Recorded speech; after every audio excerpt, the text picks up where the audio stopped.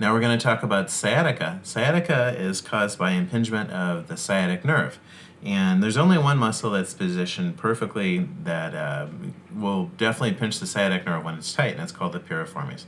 So I'm going to show you how to release the piriformis. When you release this muscle, it will definitely take pressure off the sciatic nerve, relieving compression of the sciatic nerve. And when it does that, you won't have, or someone won't have sciatica anymore, because there's no other way to have it. And sometimes people will work, I've seen different types of healers or therapists work up in the lumbar spine, and that's really, there's no sciatic nerve up in the lumbar spine. That's one of my pet peeves. The sciatic nerve is here under the piriformis. So what I'm doing is I'm first finding the pathway of the piriformis. It comes out to the greater trochanter, and I'm just checking to see if it's tight. And it is tight on her, just without even stretching it much.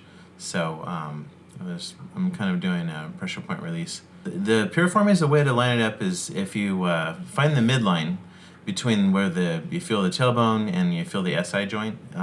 It's right exactly in the middle of where, along that line of the back of the, like along her thong there, along that black line.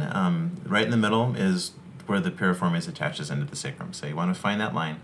Go through the gluteus maximus. Remember, you have to back off the sacrum a little bit just to give yourself room to go with a trajectory that's almost going to like head towards under the sacrum.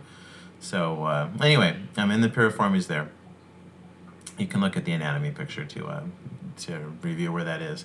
And what I'm trying to do is I'm trying to laterally rotate the femur while I'm pressing in. So with the other hand, I'm kind of rolling the leg to the outside and pressing in to do the release at the same time. So I'm increasing pressure right in the middle of the piriformis, right into where I feel the tightest points in that deep muscle. And if I really find a good spot, I'll really start increasing my pressure, and that's what I call yang mode. I'm still kind of palpating, feeling back and forth across the fibers to make sure I'm on it. If you're going to put effort into it, you want to make sure you're really on the muscle.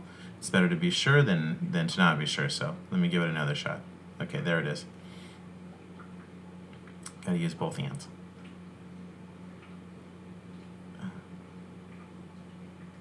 Actually, this is really the best way to do it. You want to bend the knee and use the leg as kind of a lever. So you can use that kind of shaking movement or motion. I don't know if you just saw that, where I'm telling the person with just by moving, hey, relax.